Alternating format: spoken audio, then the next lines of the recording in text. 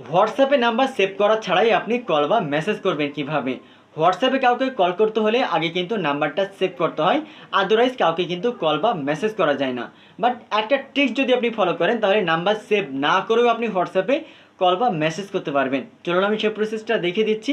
ভিডিওটি অনেক important, টাইমলাইনে share করে রাখুন, যে কোনো সময় কাজে রাখতে পারেন। তো ফার্স্টে আপনি হোয়াটসঅ্যাপ ওপেন করবেন, এরপরে নিচের দিকে ডান কর্নারে কল লেখা থাকবে, এখানে ক্লিক করবেন। দেন এখানে কল করা একটা অপশন বা আইকন থাকবে, সবুজ যে একটা অপশন মার্ক করা রয়েছে, আপনি এখানে ক্লিক করবেন। এরপর 2 নম্বর অপশনে লেখা থাকবে কল এ নাম্বার, আপনি এখানে ক্লিক করবেন। তারপর এখান থেকে আপনাকে নাম্বার সাবমিট করতে হবে, অর্থাৎ যে নাম্বার আপনি কল বা মেসেজ করবেন ওই নাম্বারটা এখান থেকে আপনি সাবমিট করবেন। তো জাস্ট ডেমো করে দেখানোর জন্য একটা নাম্বার আমি এখান থেকে সাবমিট করতেছি। ওই নাম্বার সাবমিট করার পরে ওই নাম্বারে যদি হোয়াটসঅ্যাপ অ্যাকাউন্ট খোলা না থাকে তাহলে কিন্তু দেখাবে নট অন হোয়াটসঅ্যাপ, তার মানে নাম্বারে হোয়াটসঅ্যাপ অ্যাকাউন্ট খোলা নাই। বাট ওই নাম্বার যদি হোয়াটসঅ্যাপ অ্যাকাউন্ট খোলা থাকে তাহলে কিন্তু এখান থেকে লেখা দেখাবে যে হচ্ছে অন হোয়াটসঅ্যাপ, অর্থাৎ টিক মার্ক দেওয়া থাকবে তারপরে অন হোয়াটসঅ্যাপ, তার মানে নাম্বারে হোয়াটসঅ্যাপ অ্যাকাউন্ট খোলা আছে, আপনি তাকে কল বা মেসেজ করতে পারবেন। যেমন এখান থেকে কল করার অপশন থাকবে এবং এখানে মেসেজ করার অপশন থাকবে। আমি ডেমো করে দেখানোর জন্য মেসেজ অপশনে ক্লিক করলাম, দেখতে পাচ্ছেন এখান থেকে মেসেজ অপশন চলে আসছে।